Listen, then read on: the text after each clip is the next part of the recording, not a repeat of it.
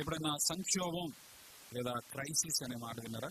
Crisis అంటే అర్థం ఏంటి అని అంటే, మనం ఊహించకుండా, మనకి ఎక్స్పెక్టేషన్ లేకుండా ఏదైనా మన జీవితంలో జరిగితే దాన్ని క్రైసిస్ అంటాం. అంటే కొన్నిసార్లు మన లైఫ్లో అనుకోని పరిస్థితులు మనం ఎదుర్కొంటాం. అవి మన లైఫ్ని ఒక విధంగా చెప్పాలంటే చాలా కుదిపేస్తూ ఉంటాయి.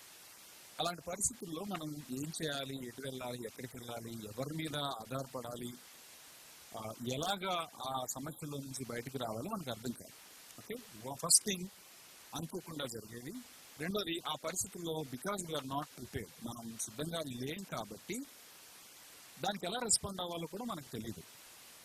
అలాంటి పరిస్థితుల్లో ఏం జరుగుతుంది అని అంటే 3 విషయాలు జరుగుతాయి. మొదటిది, ఫిజికల్గా మనం చాలా వీక్ అయిపోతాం, ఏం చేయాలో అర్థం కాదు. So we're completely helpless. రెండవది, మానసికంగా కృంగిపోతాం. అరే, ఇంత సడన్గా జరిగింది, ఇప్పుడు నేను దీనికి ఎట్లా రెస్పాండ్ అవ్వాలి, ఒక హెల్త్ ఇష్యూ సడన్గా వచ్చింది, లేకపోతే సడన్గా ఉద్యోగం తీసేస్తామన్నారు, లేకపోతే లే ఆఫ్ ఉంటుంది అని చెప్పారు.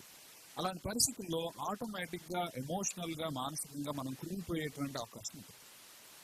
మూడవదిగా, అరే నేను ఇంత దేవునికి దగ్గరగా ఉంటే ఇలాంటి పరిస్థితి ఎందుకు జరిగింది, బహుశా దేవుడు నాకు దూరంగా ఉన్నాడేమో, దేవుడు నా ప్రార్థన వినట్లేదేమో, దేవునికి నాకు మధ్య ఏదైనా గ్యాప్ వస్తుందేమో అనేటువంటి ఆలోచన కలిగేటువంటి ప్రమాదం ఉంటుంది. అయితే బైబిల్లో ఒక ఆయన లైఫ్లో కూడా ఇదే జరిగింది. కీర్తనల గ్రంథం 3వ అధ్యాయంలో ఈ విషయాలు చూస్తాం. మనుషులమైనటువంటి మనకి, అది దావీదు రాజైనా ఈ కాలంలో మనకైనా, సంక్షోభం అనేది ఎప్పుడైనా జరుగుతుంది. అనుకోకుండా ఎదురయ్యేటువంటి పరిస్థితులు, మనం ఊహించకుండా మనకు ఎదురయ్యేటువంటి పరిస్థితులు ప్రతి ఒక్కరి లైఫ్ లో ఉంటాయి. దావీదు విషయంలో రాజ్యానికి సంబంధించి సంక్షోభం ఏర్పడితే మన లైఫ్ లో అనేక విషయాలు వస్తాయి. అయితే దావీదు రెస్పాండ్ అయినటువంటి విధానం మనకి కొన్ని పాఠాలు నేర్పిస్తాయి.